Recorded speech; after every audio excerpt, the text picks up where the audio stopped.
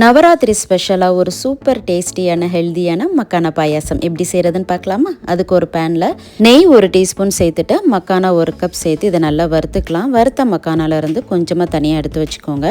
அடுத்ததாக ஒரு பேனில் நல்ல திக்கான பால் 2 கப் சேர்த்து இதை நல்லா கொதிக்க வச்சிடலாம்.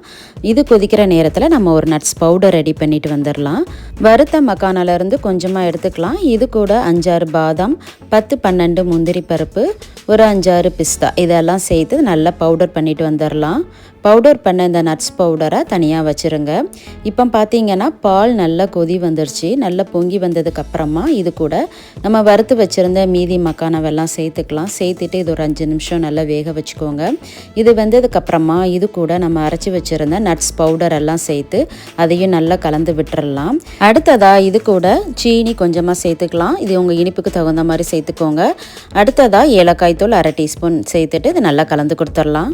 கடைசியாக நெய்யில் வறுத்த முந்திரி பருப்பு ரைசின்ஸ் இதையும் சேர்த்து கலந்து கொடுத்துக்கோங்க. அவ்வளோதாங்க, சூப்பர் டேஸ்டியான ஹெல்தியான மக்கானா பாயாசம் ரெடி. இந்த நவராத்திரிக்கு இந்த பாயாசம் செஞ்சு பாருங்கள். செஞ்சு பார்த்துட்டு எப்படி இருக்குன்னு மறக்காமல் கமெண்ட்டில் சொல்லுங்கள். நம்ம சேனலில் ஏற்கனவே நவராத்திரி ஸ்பெஷல் ரெசிபிஸ் அப்லோட் பண்ணியிருக்கிறேன். அதோட லிங்க் டிஸ்கிரிப்ஷன் பாக்ஸில் கொடுக்குறேன், வேணும்னா செக் பண்ணி பாருங்கள். அப்படியே மறக்காமல் நம்ம சேனலையும் சப்ஸ்கிரைப் பண்ணிக்கோங்க. தேங்க்ஸ் ஃபார் வாட்சிங்.